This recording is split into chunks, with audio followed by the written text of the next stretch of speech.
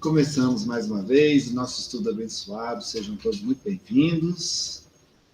Então, vou convidar vocês a partir desse momento agora para elevar o pensamento a Deus e também trazer o pensamento para o momento presente. Então, busque uma respiração agora mais tranquila. Procure encher o seu peito de ar e soltar. Respire fundo. Respire. Isso. Respirando tranquilamente. Vamos começar a partir de agora a relaxar o corpo físico, iniciando pelos pés. Você relaxa cada parte do seu corpo, iniciando pelos pés, subindo esse relaxamento ao longo das pernas, até chegar no quadril. Você relaxa o quadril, relaxa o abdômen, o peito, relaxa toda a extensão da sua coluna, relaxa os ombros e braços, respira, enche o peito de ar e solta. Isso. Relaxa agora o seu pescoço, sua nuca. Talvez um leve movimento com a cabeça, de um lado para o outro. Te ajude a relaxar um pouco mais.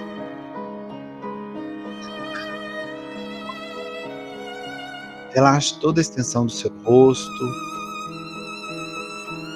seus olhos e pálpebras, sobrancelhas e testa. Você relaxa o seu couro cabeludo. Isso. Assim o seu corpo fica totalmente relaxado.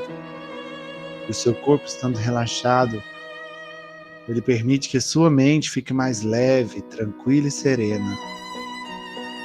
A sua mente mais serena te permite você se conectar a você mesmo.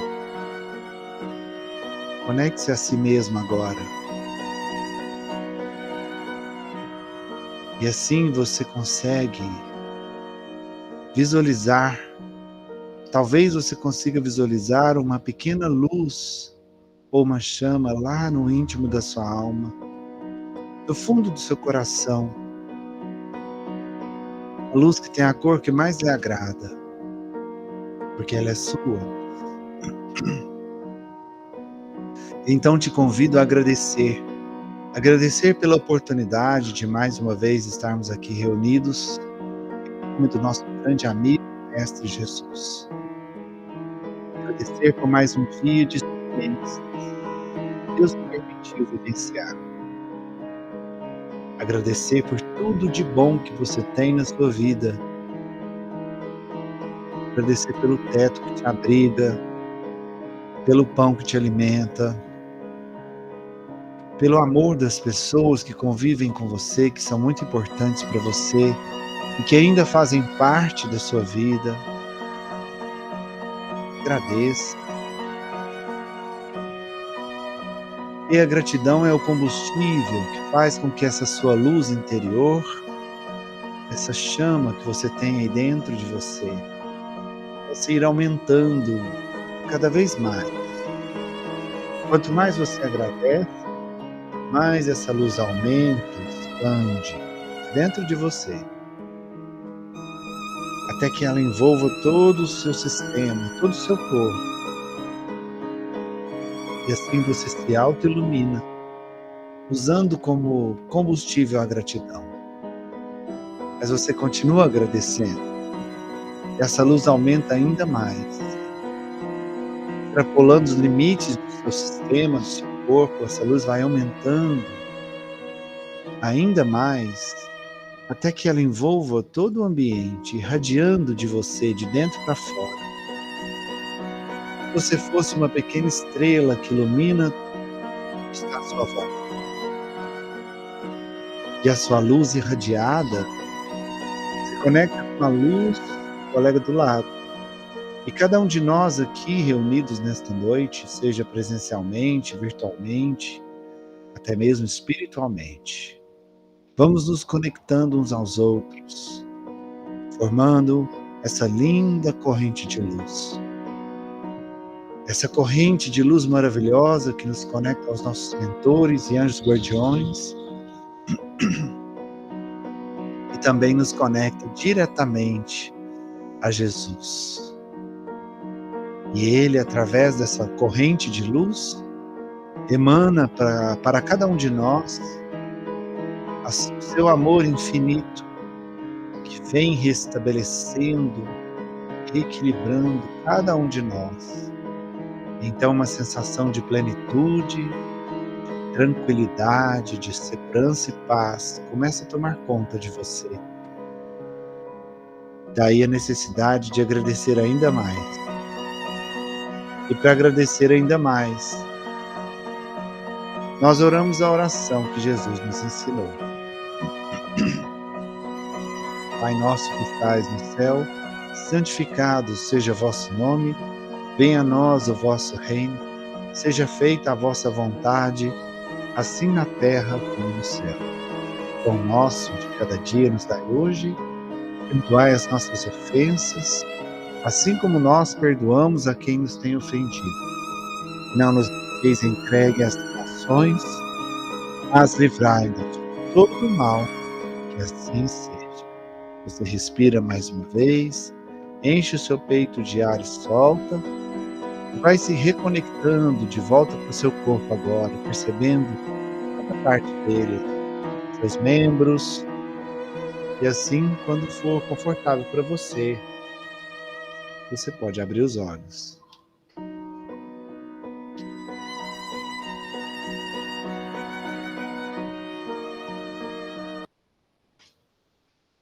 Muito bem, boa noite para quem chegou, boa noite, sejam bem-vindos. Boa noite. Boa noite, pessoal. Sou Marcelo, tudo bom? Pessoal, que Bem, você? Obrigado.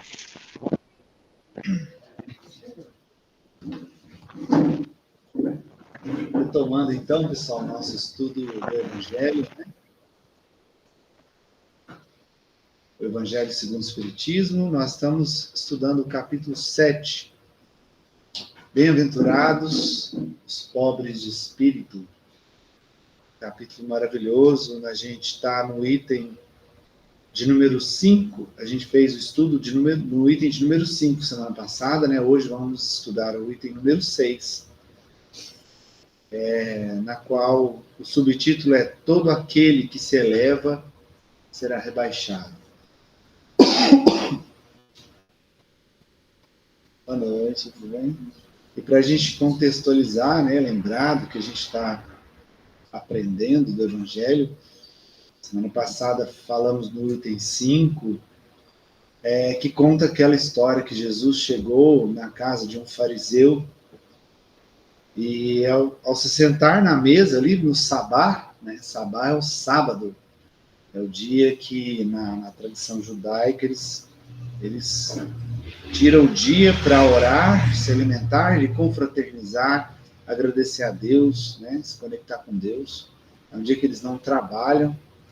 Então era um costume, né, da época. Então, num dia de sabá, Jesus, na casa de um fariseu, que eram os sábios da época, né, os religiosos da época, percebeu que todos que chegavam, eles tinham, eles vinham correndo para poder pegar os melhores lugares na mesa, os lugares mais próximos do anfitrião da casa.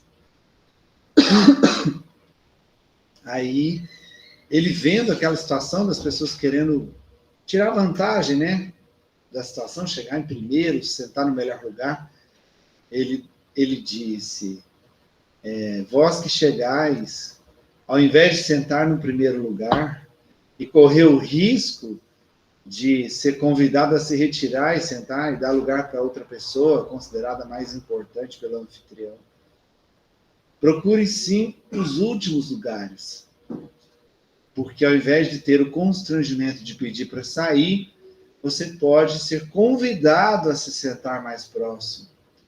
Porque no final, todo aquele que se eleva será rebaixado. Todo aquele que se rebaixa será elevado. Né?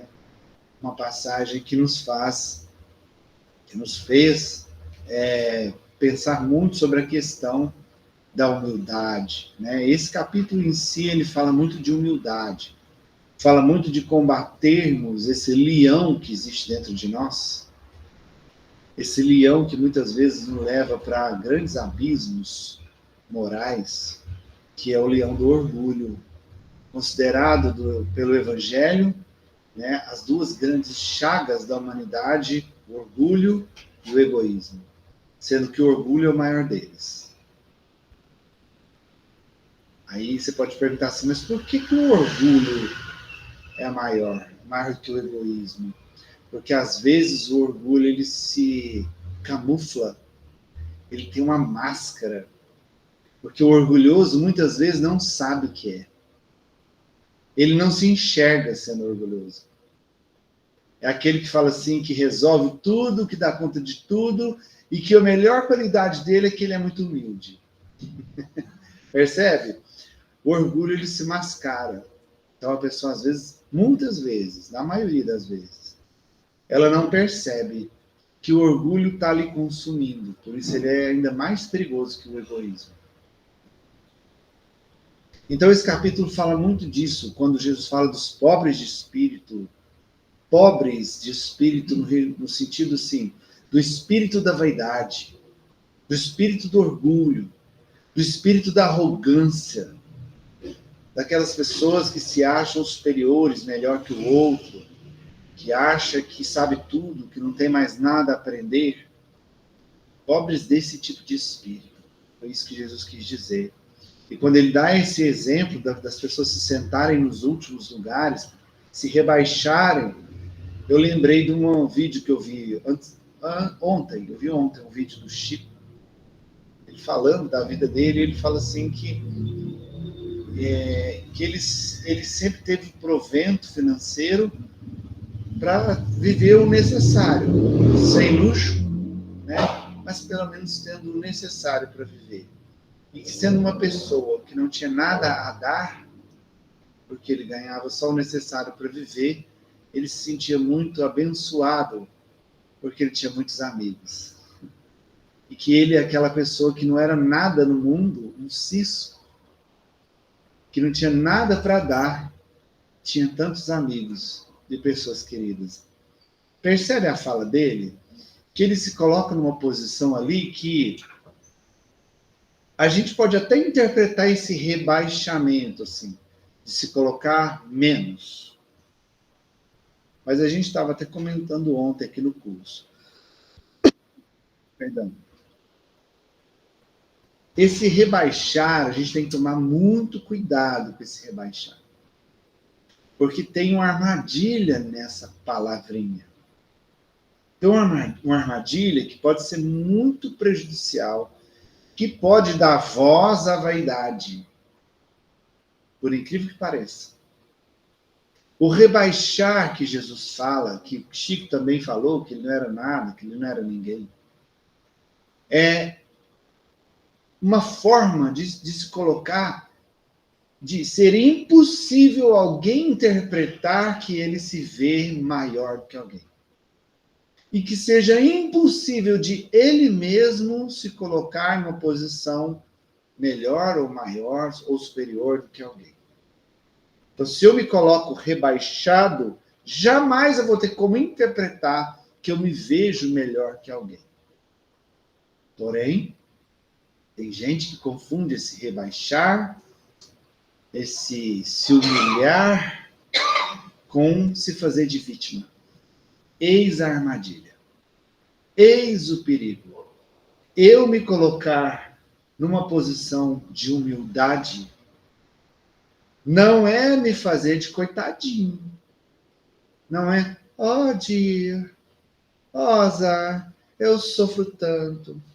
Eu sou uma pessoa tão sofrida. Eu preciso tanto de ajuda. Vitimismo. Se humilhar não é se colocar como vítima de nada, como coitadinho. Não é isso. Jamais foi isso que Jesus quis dizer. Jamais foi isso que Chico quis dizer quando ele se dizia um cisco. Alguém aqui já viu o Chico se fazer de coitado? Jamais. Porque quando você se faz de coitado, se colocando numa posição de vítima da situação, você está dando voz para a sua vaidade. É estranho quando fala isso, né? Como assim? Se eu estou me colocando como vítima, eu estou sendo vaidoso. Tá. Tá, porque quando você se coloca como coitadinho, o que você está querendo? Está querendo que as pessoas fiquem te adulando. Está querendo que as pessoas passem a mão na sua cabeça. Está querendo que as pessoas façam alguma coisa para você. É a vaidade, o orgulho mascarado de coitadinho, de vítima. Porque na vítima se tem o ganho secundário. O que é o ganho secundário? Quando eu me coloco nessa posição que eu preciso de ajuda, aí todo mundo fica com dozinha e fica me dando as coisas. E eu não preciso me esforçar para sair do lugar e melhorar, porque eu estou ganhando, tá? Fácil. Eu não preciso me levantar daquela cama que não deixa eu levantar. Eu não preciso sair do meu sofá que está tão gostoso. Porque cada vez que eu encontro com uma pessoa querida, com um familiar, com alguém que eu conheço, o que eu faço? Primeira coisa que eu faço, reclamar. Ai, como eu sofro, tô com a dor nas cadeiras, filha do céu, do céu, você não imagina a dor nas cadeiras que eu tô. Olha só, menina, minhas mãos tudo inchado, na cabeça não para de doer.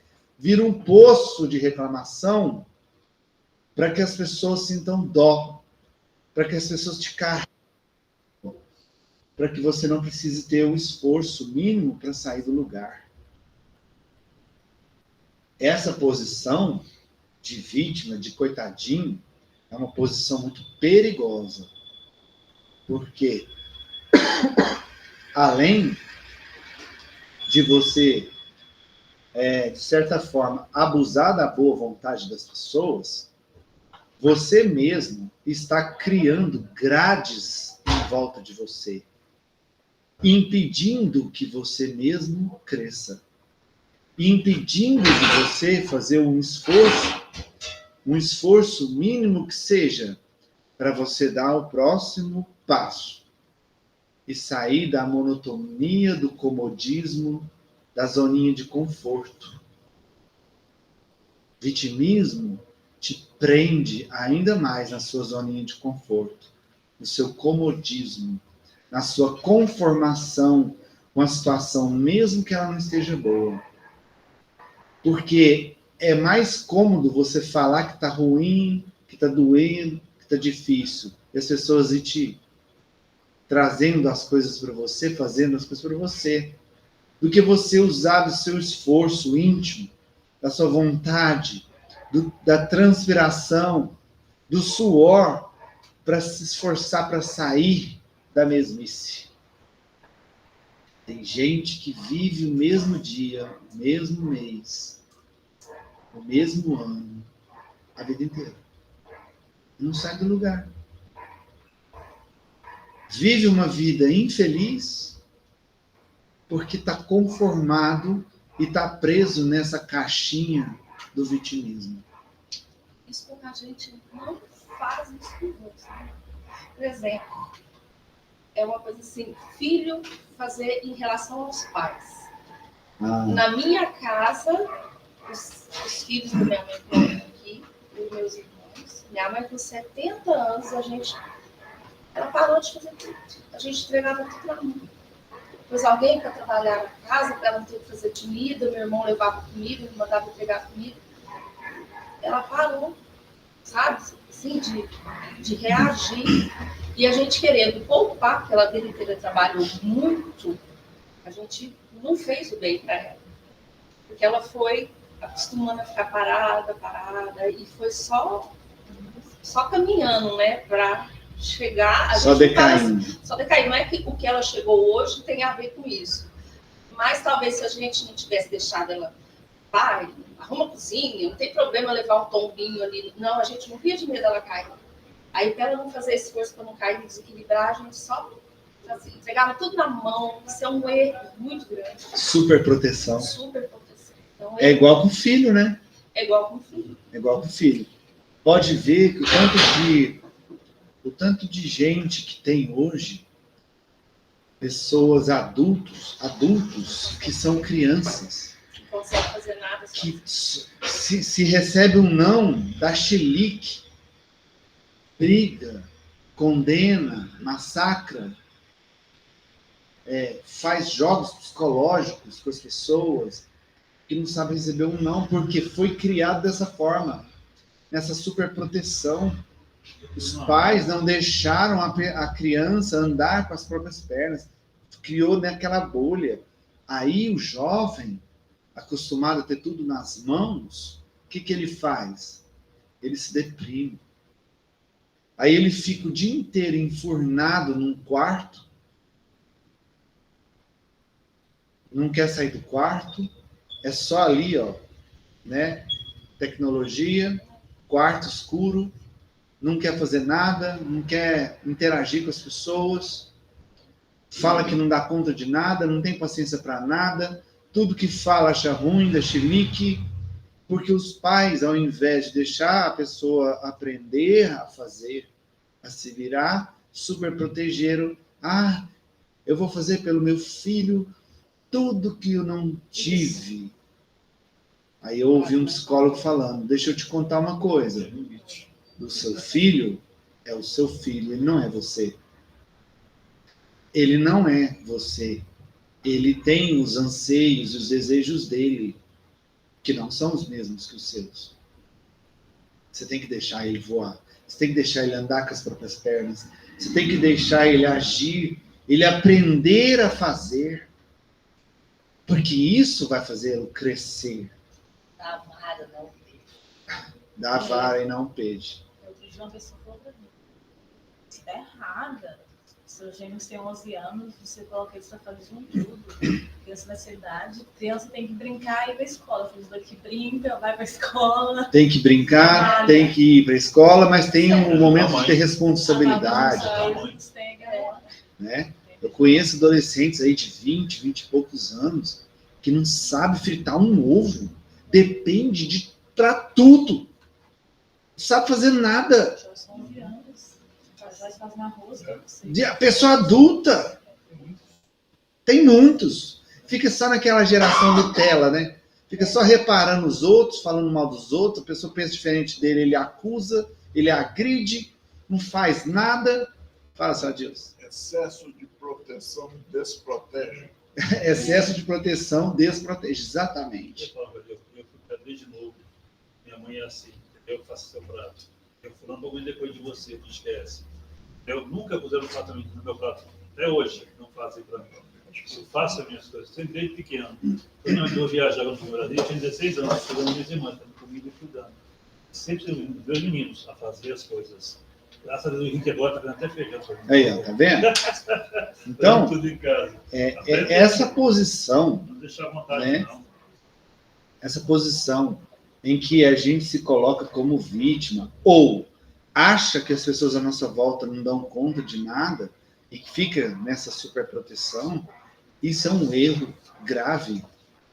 Grave. Olha, nós não podemos nos ver melhor que ninguém.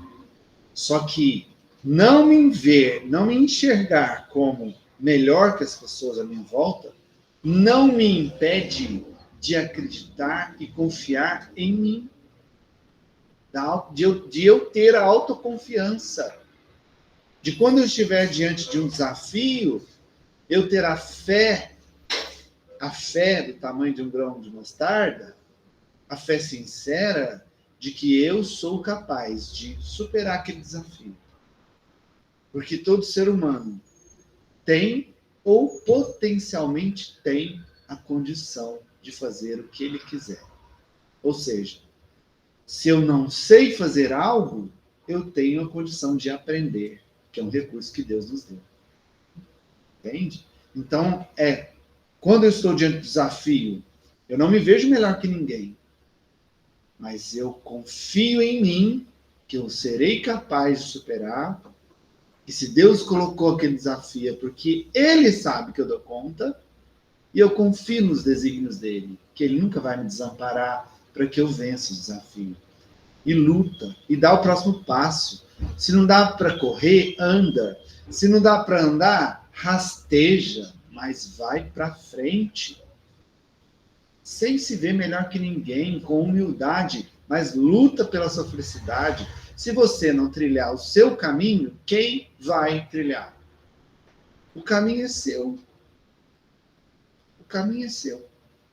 O caminho que eu tenho que trilhar, ninguém vai andar por mim. Podem me mostrar o rumo a seguir, como Jesus fez. Ele veio mostrar o rumo, mas andar por nós? Infelizmente não dá. Infelizmente não dá.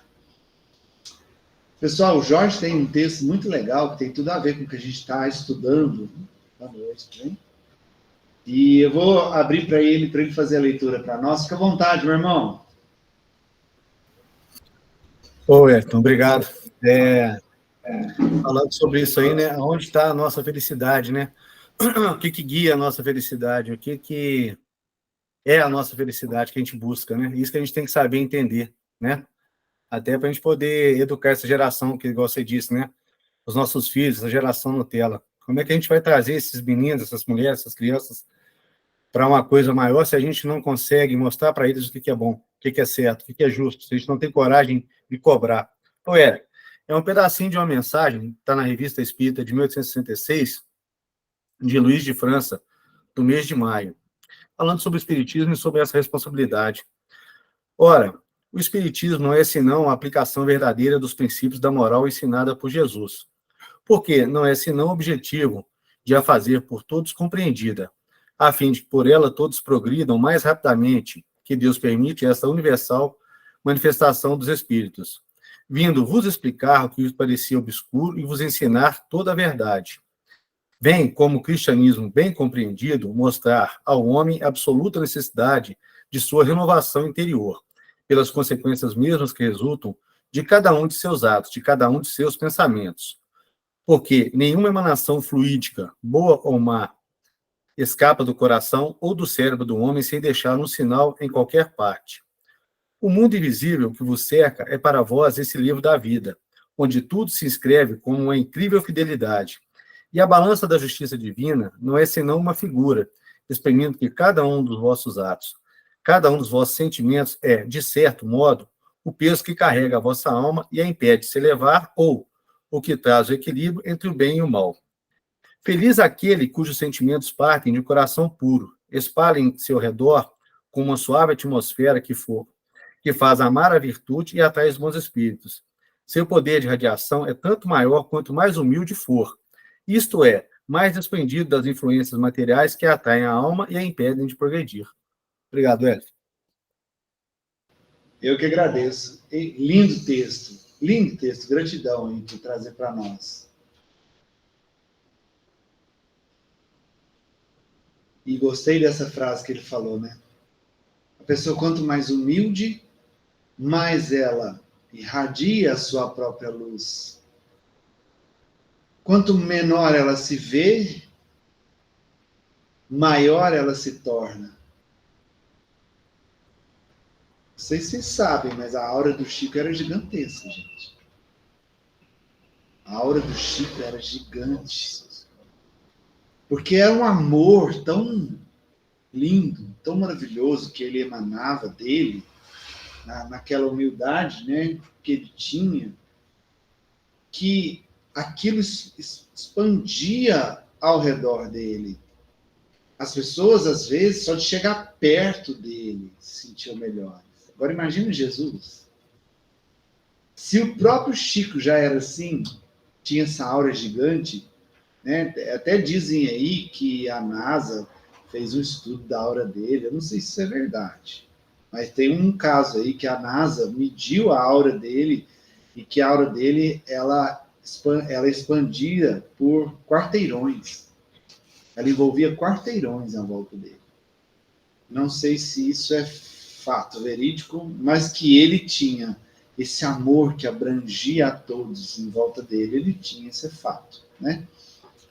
Imagine Jesus, que realmente é um espírito puro, né? Aí dá para entender quando aquela mulher doente tocou a pontinha da roupa dele, escrou. Ela nem encostou nele, ela tocou a ponta da roupa dele. E ele, quem me tocaste? E ele me disse para ela, mulher, a tua fé te curou. Mas todos que estavam em volta dele ali estavam emanados pela aura dele, né? Pelo amor dele infinito ali. E já estavam sentindo o benefício de mergulhar naquela áurea de amor absoluto, né? O rei que não teve um reinado aqui na Terra, o rei que não teve um castelo, que não teve terras, mas arrebatou a humanidade inteira, né? Então é isso, gente, a questão da humildade é se rebaixar no sentido de se colocar menos que o outro, igual ao outro, nunca superior, mas jamais se fazer de coitadinho, jamais de vítima, jamais achar que pau que nasce torto morre torto. Isso é desculpa para a ignorância e a preguiça de querer melhorar, tá? E desculpa aqui até as palavras um pouco mais ríspidas assim, mas é preguiça. É preguiça. É ela que não deixa a gente sair da zona de conforto. É ela que nos faz ficar nessa posição de coitadinho. Ai, não dou conta. Isso não é para mim. Continue assim.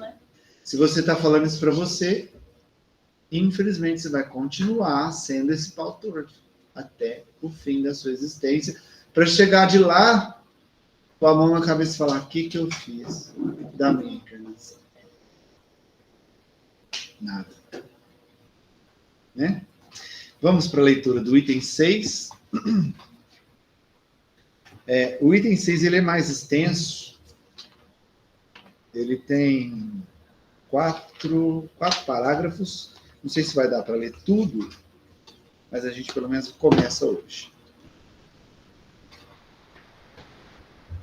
Essas máximas que eu falei no início aqui, né, de Jesus, lá da parábola do Sabá, lá, essas máximas são a consequência do princípio de humildade que Jesus não cessa de colocar como condição essencial da felicidade prometida aos eleitos do Senhor.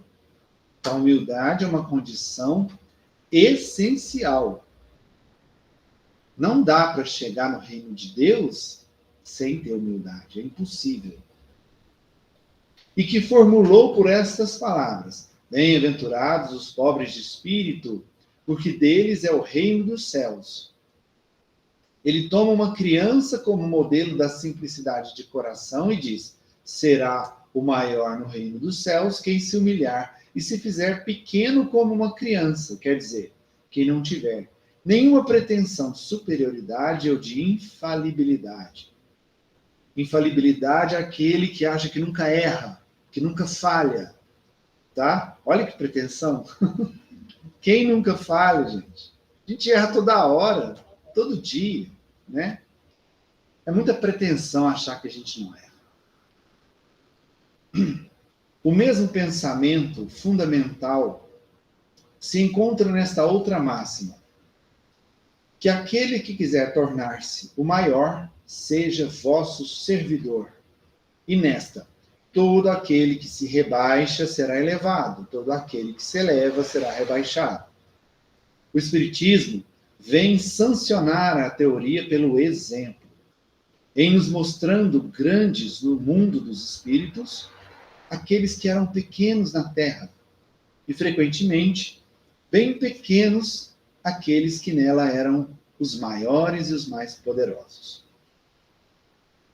É que os primeiros levaram, em morrendo, aquilo que unicamente faz a verdadeira grandeza no céu e não se perde, as virtudes, enquanto que os outros enquanto que os outros deveram deixar o que fazia sua grandeza na terra, e não se eleva: a fortuna, os títulos, a glória, o nascimento. Não tendo nenhuma outra coisa, eles chegaram no outro mundo desprovidos de tudo, como náufragos que tudo perderam, até suas vestes. Gente do céu, até suas vestes. Não conservaram senão o orgulho, que torna sua nova posição mais humilhante, porque veem acima deles e resplandecentes de glória aqueles que espezinharam na terra. O Espiritismo nos mostra uma outra aplicação desse princípio nas encarnações sucessivas, onde aqueles que foram os mais elevados numa existência são rebaixados à última posição numa existência seguinte, e se foram dominados pelo orgulho e pela ambição. Não procureis, pois, o primeiro lugar na terra, nem vos colocar acima dos outros, se não quereis ser obrigados a descer. Procurai, ao contrário, o mais humilde e o mais modesto, porque Deus saberá vos dar um lugar mais elevado no céu, se o merecerdes. Que coisa linda, gente. Primeiro ponto que eu acho que a gente tem que tocar aqui, nesse quem se elevar será rebaixado, quem se rebaixar será elevado. Quando ele fala que será recebido por Deus aquele que for o servidor. Né?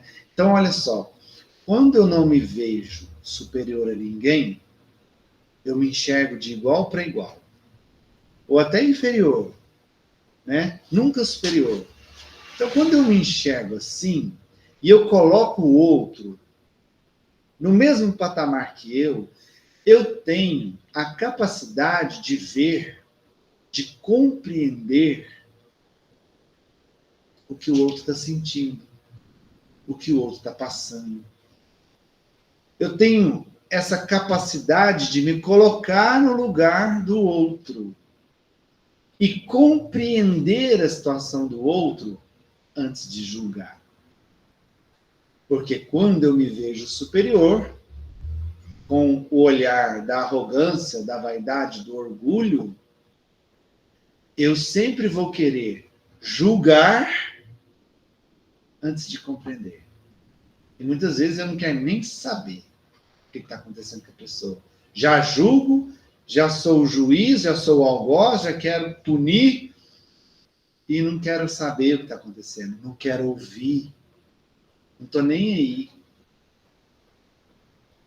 Mas quando eu me coloco de igual para igual, eu olho para a pessoa, eu realmente vejo a pessoa na minha frente e me dou o direito de ouvir essa pessoa e mais, de me colocar no lugar dessa pessoa. Então eu passo a compreender. Mesmo que ela esteja fazendo algo que para mim não é certo, eu pelo menos vou compreender por que ela está fazendo aquilo, vou respeitar, melhor ainda, vou ajudá-la. E aí eu vou servir.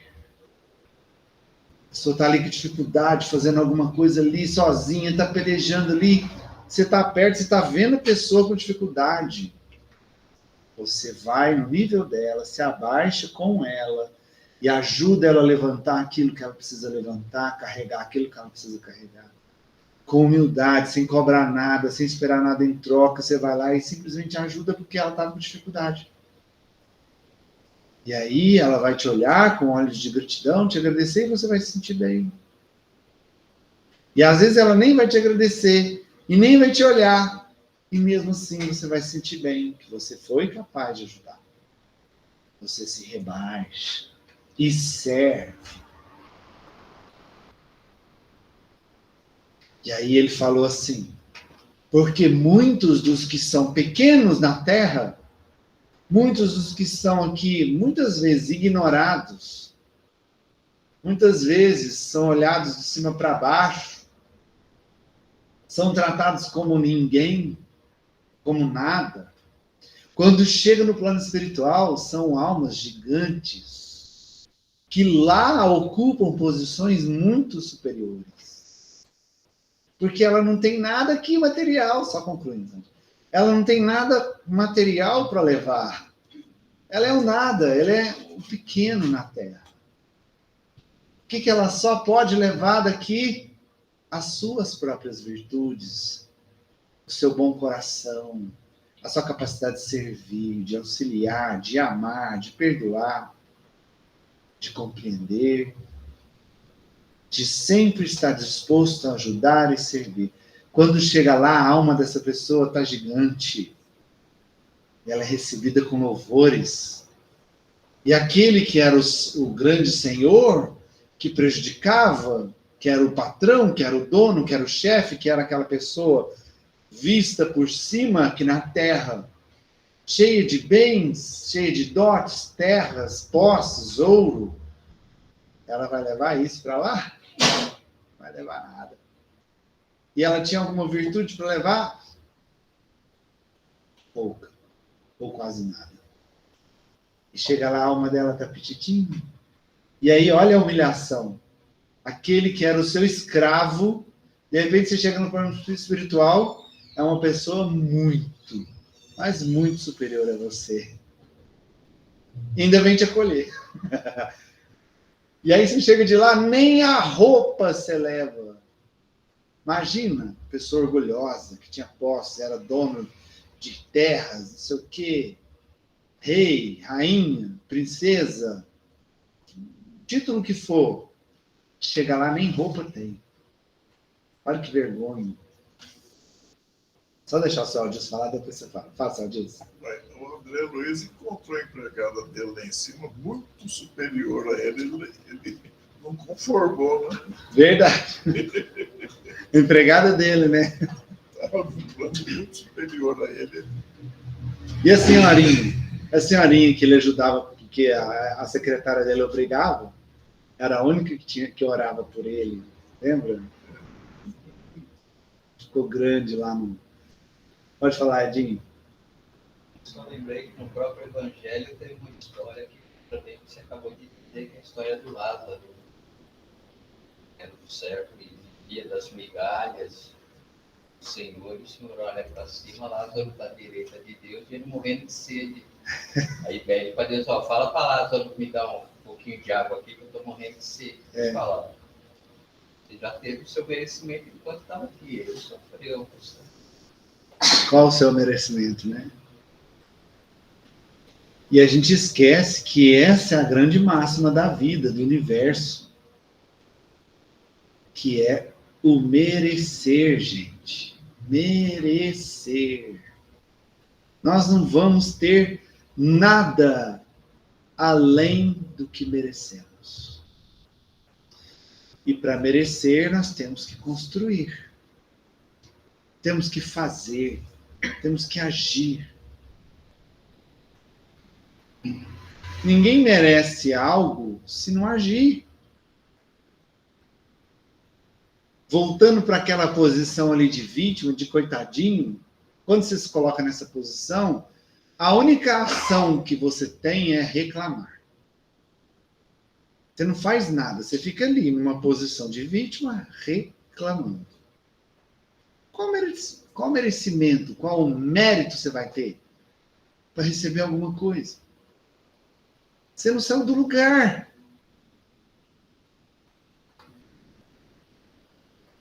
Quem que ganha medalha de ouro?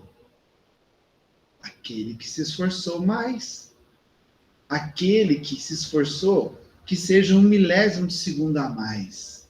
Que se dedicou e caiu mais gotas de suor do rosto dele para que ele vencesse 1/1000 a mais.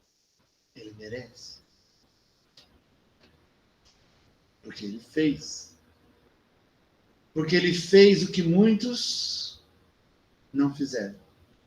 Que ele treinou um pouco mais. Porque ele dormiu um pouco menos. Se abdicou de momentos, às vezes, de lazer. para se dedicar, para merecer a medalha de ouro. Aqui eu estou usando uma competição simples da Terra para a gente fazer um comparativo. E ainda tem um outro ponto que ele colocou aqui, né? Para a gente concluir. Que ele fez a comparação da gente na Terra, a gente no plano espiritual. Que quem é grande na Terra chega de lá é pequenininho, né? Que o grande senhor se torna escravo. Se torna o mais humilde, o menorzinho. E aquele que é o escravo aqui na Terra se torna o grande lá no plano espiritual. E enxergando isso, quando o Espiritismo nos traz a luz da reencarnação, que é uma visão ainda mais ampla, que é enxergando para o Espírito, para a nossa alma, que é eterna.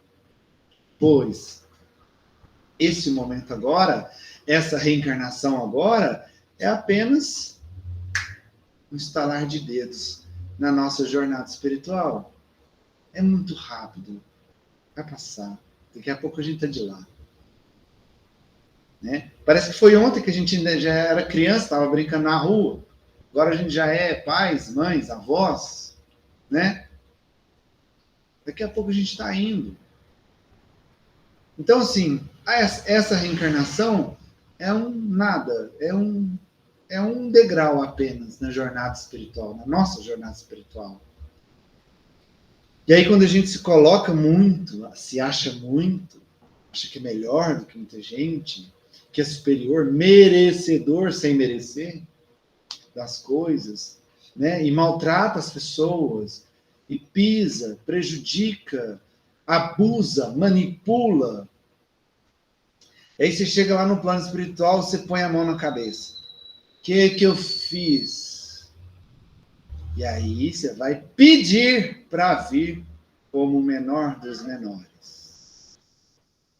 E aí na outra reencarnação, você vai ser aquele escravo jogado de lado, aquela pessoa que ninguém dá valor, vai ser talvez até um andarilho que vive na rua sem querer desmerecer essas pessoas, mas vai passar por provações pesadíssimas e vai ser o menor. Porque você tinha uma arrogância, um orgulho tão grande, se enxergava tão grande na última reencarnação, que quando você volta como menor. Nada fica impune. Nada. Sabe por quê? Porque Deus quer castigar, nos prejudicar? Porque a nossa consciência vai nos cobrar. Deus colocou uma coisinha chamada consciência em cada um de nós. E se aqui, durante esta reencarnação atual, essa consciência não está gritando, nos cobrando para sermos melhores, quando chegar de lá, ela vai despertar e vai cobrar. E se mesmo chegando de lá ela não cobrar, você vai estar numa situação na outra reencarnação que vai despertar ela e ela vai cobrar. Em algum momento, a sua consciência vai te cobrar. Todos os erros que cometemos, nós vamos pagar. O que Deus faz? Apenas nos dá a oportunidade para pagarmos esses erros. Para expiarmos esses erros. Ele dá a oportunidade. Prejudiquei minha esposa, fiz muita maldade com ela nessa reencarnação. De repente, eu volto na próxima reencarnação como esposa dele. Troca. Aí ela vem como meu marido e eu venho como esposa, como mulher. E aí, está no livre-arbítrio dele se ele vai fazer as mesmas coisas comigo ou não. Se eu vou pagar, eu vou. Que eu vou ter que conviver de novo com essa pessoa. Retratar tudo que eu fiz de mal para ela, usando o bem para pagar. E é um detalhe que às vezes a gente não para pensar, que está me vindo aqui agora. Um insight ali, que acho que a espiritualidade trouxe. Às vezes a gente acha que expiar um erro é pagar na mesma moeda. Por exemplo, porque eu cortei a mão de um amigo meu nessa encarnação, na próxima encarnação eu vou vir sem mão. Ou seja, então assim eu estou expiando, né, pagando esse erro de fazer o mal para alguém, eu venho sem mão para dar valor. Isso pode acontecer? Pode. Mas o objetivo é esse? Não. Não. Todo erro que você comete é porque você foi imperfeito moralmente ali. Você foi egoísta, você foi vaidoso, enfim. E você cometeu um erro. E aí tem a máxima que Jesus falou: pagai o mal com o bem. Você não vem para passar pelo mal para pagar seus erros. Você vem para fazer o bem para pagar seus erros. Entendeu a diferença? Eu não venho aqui para ficar sem a mão porque eu tirei a mão de alguém. Pode ser que isso me ajude e eu peça para isso acontecer comigo? Pode ser que isso aconteça. Mas o objetivo não é eu ficar sem a mão. O objetivo é eu dar valor à minha mão. E estender a mão para ajudar aqueles que estão à minha volta. Entendeu? Se paga o mal com o bem. Se corrige os erros fazendo o bem. A caridade. Não é passando pelo mesmo mal que você cometeu. É fazendo o bem para pagar. É para isso que a gente veio. Por isso, aquele que realmente quer estar sentado à direita ou à esquerda de Deus é o que deve servir. Porque fazendo o bem é que eu estou corrigindo os meus erros. Essa é a chave. Vou contar rapidinho para ilustrar o que eu estou falando aqui, uma história de um vídeo que eu vi recentemente. Que é a história do... Eu esqueci o nome, mas tem um lar espiritual voltado só para cuidar de animais. Vocês viram essa história? Vocês conhecem essa história? Tem um lugar no plano espiritual, é tipo um posto. Não chega a ser uma cidade. É um posto de socorro, é um lugar onde ali é voltado para cuidar dos animais. Pois bem, quem cuida dos animais ali nesse lugar? A maioria são pessoas encarnadas, que vão lá trabalhar durante o desdobramento do sono. A pessoa está dormindo e ela vai para lá ajudar. Por quê? Porque as pessoas encarnadas, elas têm mais esse fluido animal, né? Que a gente tem quando está encarnado, está ligado ao corpo. E esse fluido animal que nós emitimos como pessoas encarnadas é que é usado para o tratamento dos animais, mesmo que seja no plano espiritual. Então, a grande maioria das pessoas que estão trabalhando nesse posto de socorro aos animais é de pessoas encarnadas em desdobramento. Porém, o líder desse lugar, ele não é uma pessoa encarnada, é um espírito muito evoluído. Se eu não me engano, o nome dele é José. E outra pessoa, essa encarnada, só que ela fica direto lá, porque ela é uma pessoa que é uma mulher que está em coma há mais de 8 anos. A história do livro fala, até do vídeo que tem, que eles fizeram em cima dessa história, que essa pessoa está há 8 anos, né? Não sei se hoje ela ainda está, mas ela estava há 8 anos em coma.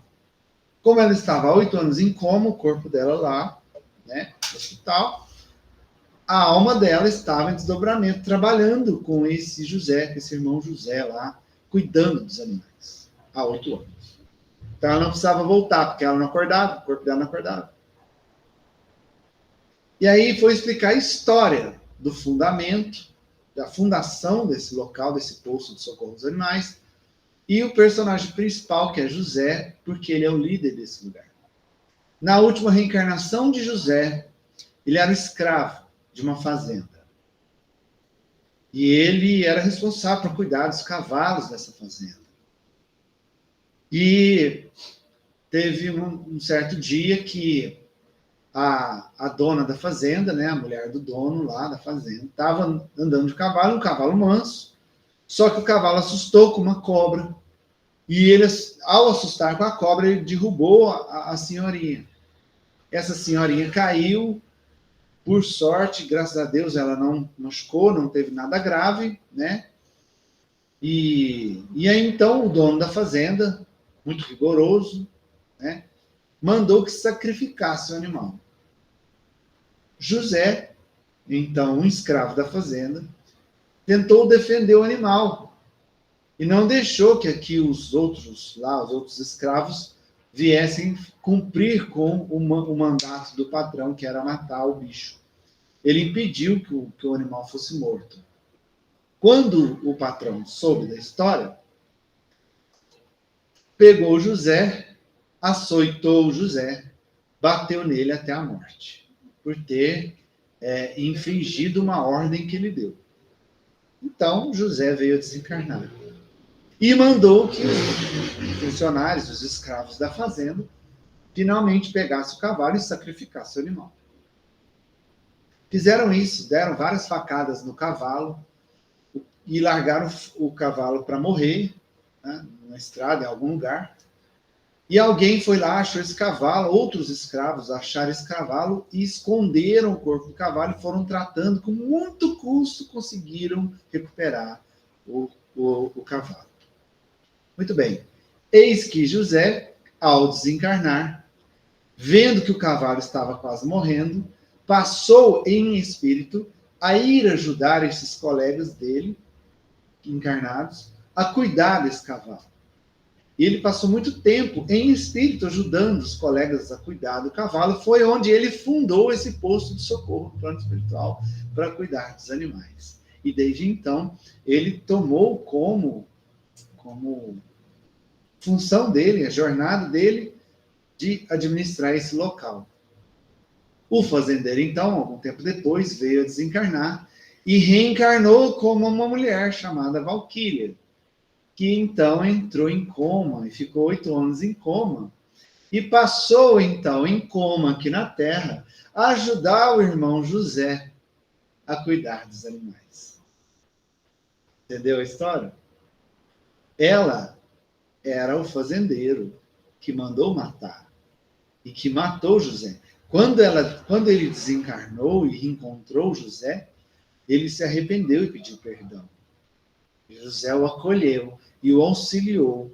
E quando ela reencarnou como Valquíria e entrou em coma, ela foi o braço direito do José para fazer o bem, cuidando dos outros animais que ali estavam naquele posto de socorro. É assim que a gente expia o erro. É com o bem. Não é com o mal. Não é passando mal, passando por dificuldades. As dificuldades vão vir? Vão vir. Mas é fazendo o bem que a gente verdadeiramente expia o mal que a gente fez lá atrás. Essa é a chave.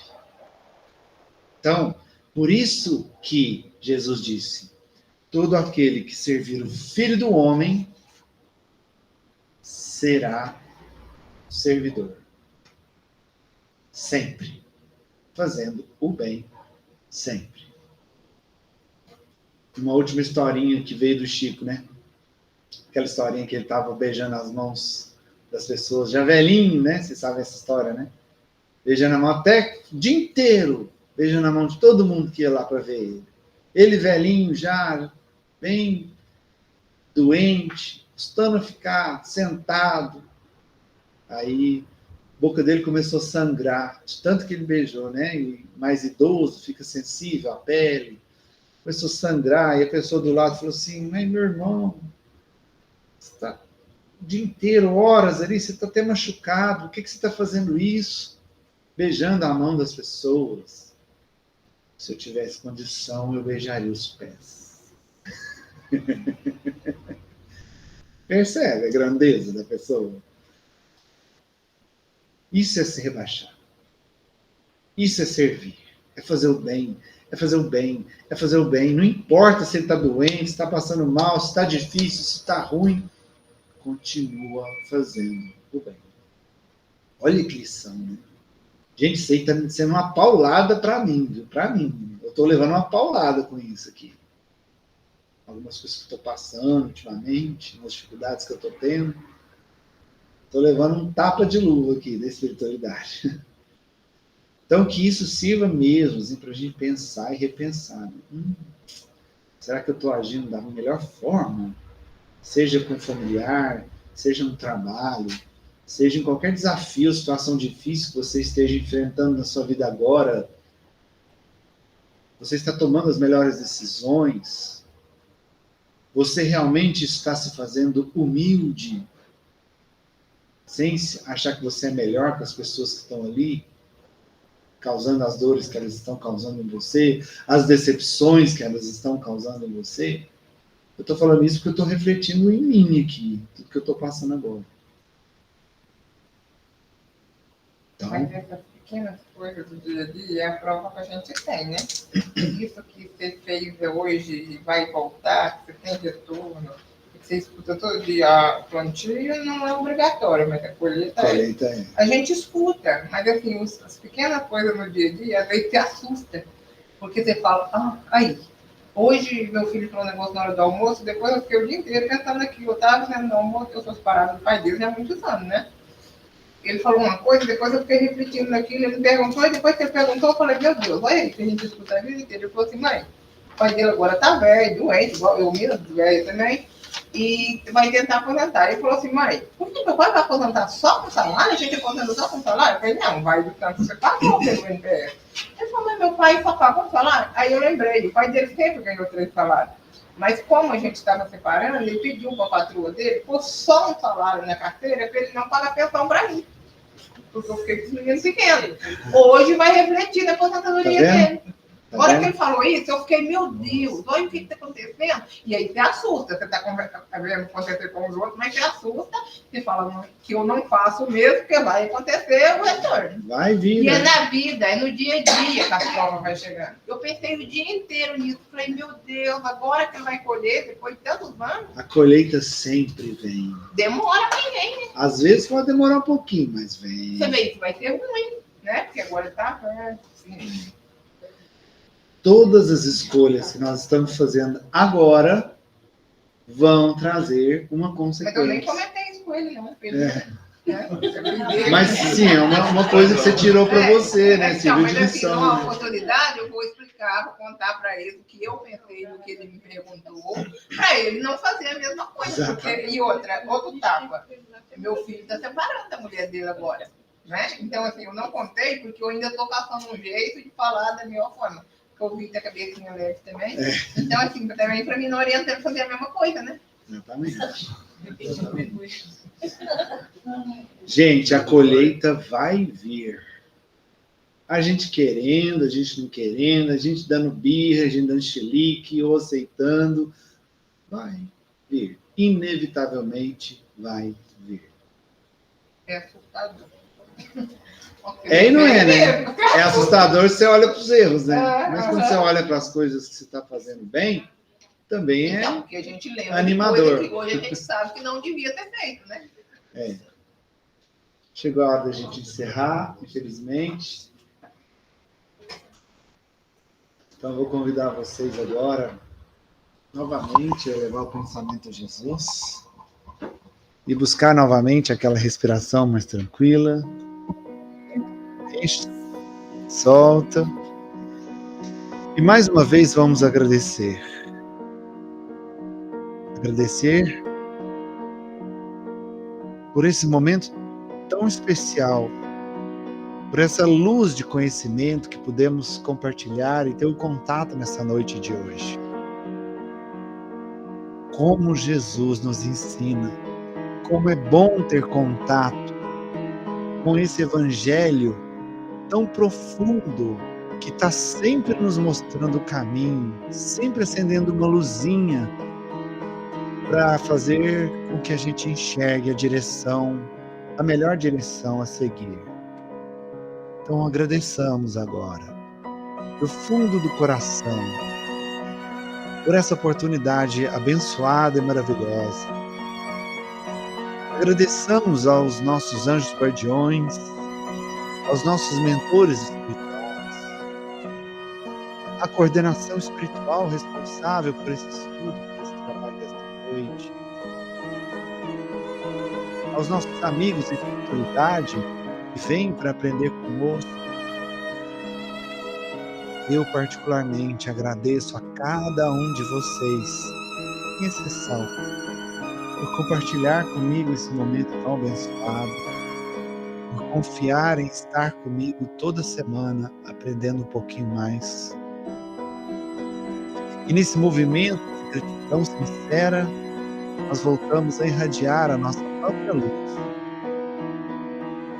formando novamente aquela conexão naquela corrente, aquela corrente de luz abençoada, que conecta todos nós uns aos outros e nos conecta também a Jesus, esse incansável e amoroso irmão que está sempre aqui cuidando de nós com seu exército de luz. Nós nos conectamos, trocando energia, sensações, reequilibrando cada um, recebendo esse amor infinito do Cristo.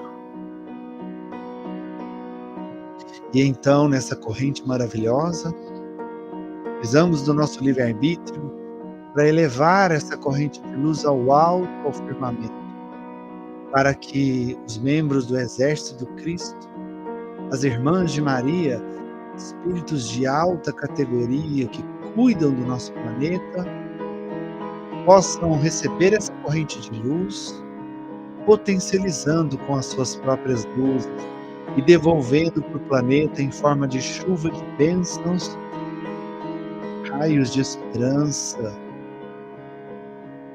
para que essas chuvas de esperança e luz possam envolver todo o planeta, alcançando o coração de todos os nossos irmãos em humanidade.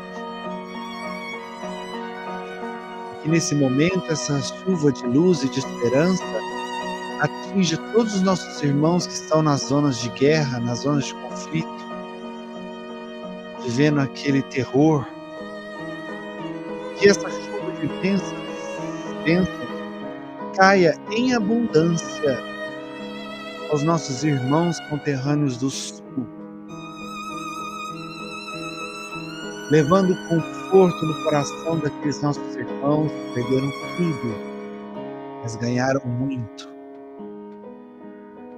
Ganharam a experiência, a oportunidade de viver a solidariedade. Que eles recebam essa chuva de luz, que eles possam reconstruir suas vidas, e aqueles que desencarnaram, que recebam o auxílio da espiritualidade, o amor do Cristo, para que possam se recuperar. Aos nossos irmãos que sofrem na maior pandemia que assola o planeta hoje, que é a pandemia da depressão, das doenças da mente e da alma, que eles também recebam o conforto necessário. E em especial pedimos aos nossos irmãos da nossa lista de oração: David de Paula, Pamela Cristina Almeida, Yuri Léo Fukuda, Walter Barcelos, Sônia Beatriz Costa, Walter Cid Simão, Marta Maria Gonçalves, Ana Clara Franco, Patrícia Beatriz Costa, Luca Arantes Valadares, Francis Pedroso Fernandes, João Bessi, Giovana Leonardo de Moraes, Alexandre Roberto Oliveira, Perpétua Maria Gontijo, Eunice Fernandes Borges, Iraci Gomes, Sebastiana Teodora dos Santos, Janice Queiroz, Marcelo Pires, Natália Queiroz, Luciana Bebiano, Benigno Bebiano, Luiz Eduardo da Silva, Henrique Mendes, Domingos Ferreira Santos, Igor Santos Matias, Ciro de Oliveira Santos, Gledes Dalci Ferreira, Sônia Lacerda da Silva, Miel José Fernandes, Cimeia Dias, Teófilo Arantes Furno, Sônia Delfina Valim Ribeiro, Karina Ribeiro Arantes, Virgínia Aparecida Carvalho, Simone Terezinha Silva, Maria Lucinda Aveiro, Isabel Aparecida Porcati, Eduardo Porcati Walsh, Vicente de Paula Tomé, Eurípides Fernandes, os nossos irmãos desencarnados, José Baltazar dos Reis, Dirce Souza Costa, Joeci Evangelista Pereira, Getúlio Moreira Lacerda, Letícia Vendramini, Santina Sacardi, Gilberto Lopes, Leila Maria dos Reis, Dilva Birelli Namias, Maria Célia Borges, Brígida Aparecida Farias, Antônio de Oliveira Jordão, Maria Terezinha Marques, Dornelis Gomes Lima, Sebastião Ferreira da Silva, Adriana Ferreira da Silva, Valtuídes Gomes da Silva, Ivo Gomes da Silva, Denir Rodrigues, Francisco Rodrigues, Vanderlúcia Valeriano Cândido, Íria Maria Vieira, Reci Lima Feijó, Aparecida Donizete Lucas e Antônia de Oliveira Caiá. Meu Deus, vossos desígnios são impenetráveis. Em vossa sabedoria acreditastes dever afligir todos esses nossos irmãos pelo sofrimento e pela doença. Ansai, nós vos suplicamos, olhar de compaixão sobre os seus sofrimentos, dignai-vos de pôr-lhes um fim. Bons Espíritos, ministros do Todo-Poderoso, secundai, nós vos pedimos, nosso desejo de aliviá-los. Dirigi os nossos pensamentos a fim de que vão derramar um bálsamo salutar sobre seus corpos e consolar suas almas. Inspirai-lhes a paciência e a submissão à vontade de Deus.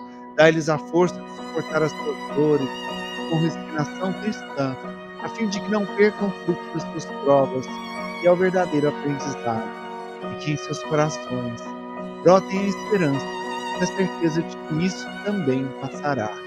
De um jeito ou de outro, isso vai passar. Meu Senhor, Pai, toda a bênção, ponha doçura em meus lábios e a fé em meu coração. Sol de amor que me conduz, essa vida em que me agarrar, rende os olhos, dai-me forças no caminho para lutar e vencer, transformando todos os desafios em todos. Não te esqueças nunca a bênção da compaixão, guarda teu coração. Ele sim, Senhor, é de paz e de amor sem fim, amado Mestre Jesus. Jesus nos abençoe hoje e sempre. Que assim seja. Agora, para quem quiser continuar com a gente, vamos para as leituras das psicografias.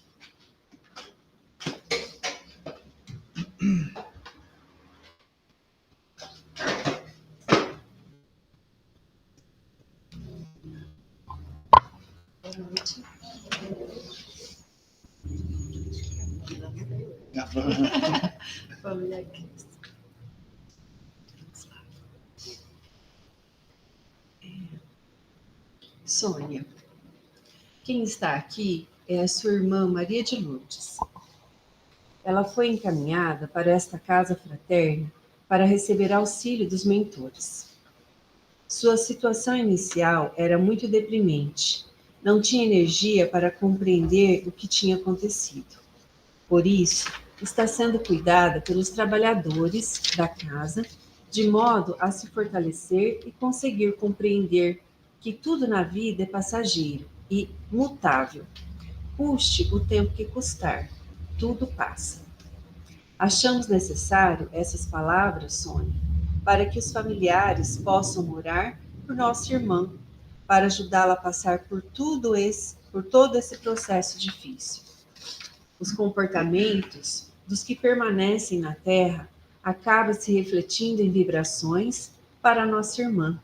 Isso tem causado dificuldade para compreender o seu desenlace. Para todos os que se vão,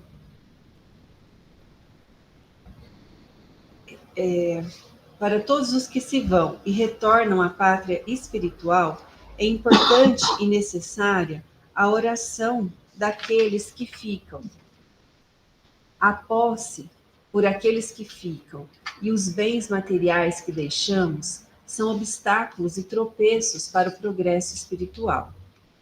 Então, esse é um pedido que fazemos a todos vocês. Orai. Orai com desprendimento e sinceridade, para tocar o coração daqueles que partiram, e assim possam absorver essa energia densa que pesa no desenvolvimento de nossos irmãos. Estamos fazendo a nossa parte, mas precisamos que o suporte familiar interceda por esta irmã. Fica com Deus, Irmãs de Maria. Quem O pedido é para a conhecer, Sônia? é enviado para a Sônia. E aí, quem está mandando, né, é a Maria Dona de Maria Lourdes. de Lourdes, que faleceu.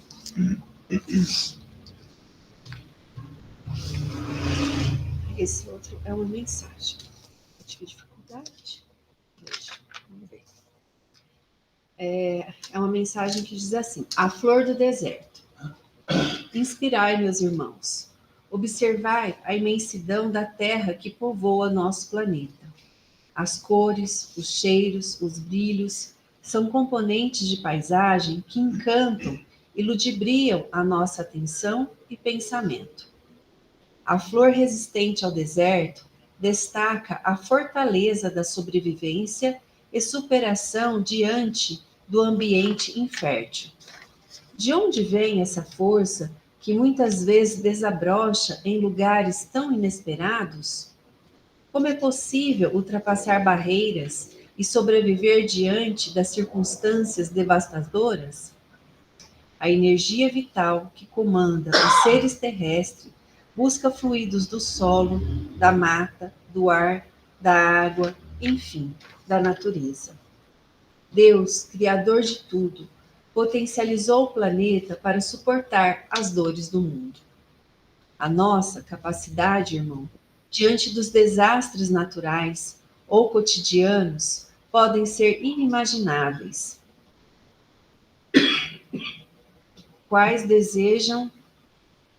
Quando desejamos que algo novo aconteça para nos transformar e defender as barreiras que criamos ao longo das nossas existências. O nosso poder de transformação é tão intenso que, se acreditássemos realmente na nossa capacidade, não teríamos medo de mudanças. Pense, meu irmão, que um broto no deserto. Pense em um broto no deserto. Qual a sua decisão diante de um ambiente tão incerto e sem recursos? Lei da sobrevivência. Teste a sua capacidade. Teste a sua capacidade. Desafie a sua confiança e suporte os desabores até a sua última gota de energia, para ter certeza de que o produto de tudo o que receber foi fruto da sua perseverança e confiança naquele que te fortalece a cada instante.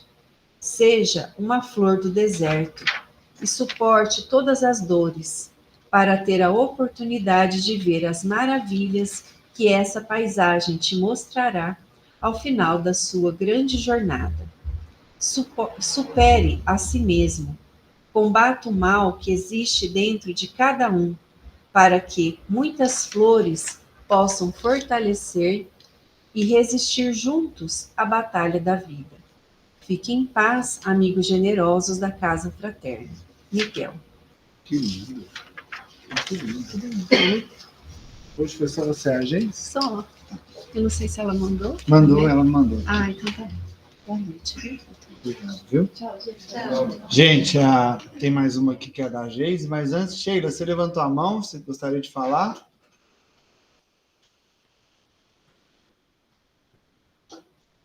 Sheila Tomás levantou a mão, você gostaria de falar com a gente? Não, foi por engano. Por Desculpa. engano? Tá certo, tudo bem.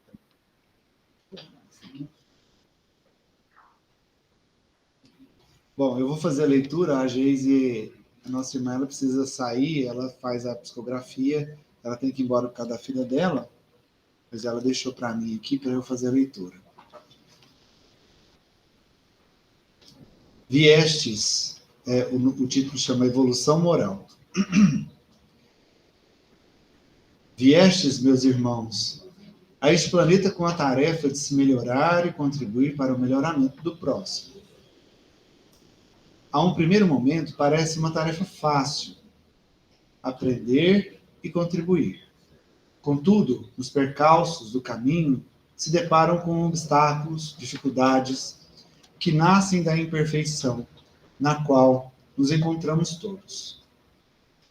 Jamais se percam na ideia de que as dificuldades da vida nascem de castigos ou vingança. Muito pelo contrário. A lei divina é clara e transparente. Uma criança vê o mundo de acordo com seu olhar e a sua experiência de vida. Exatamente por isso que são seres que requerem cuidado de um adulto, do contrário estariam vulneráveis a aproveitadores, acidentes e tantas outras situações que não conseguiriam se defender. Não teriam condições de buscar o próprio alimento, de cuidar do próprio lar, de cuidar de seus pertences. Teriam dificuldades imensas com a autonomia.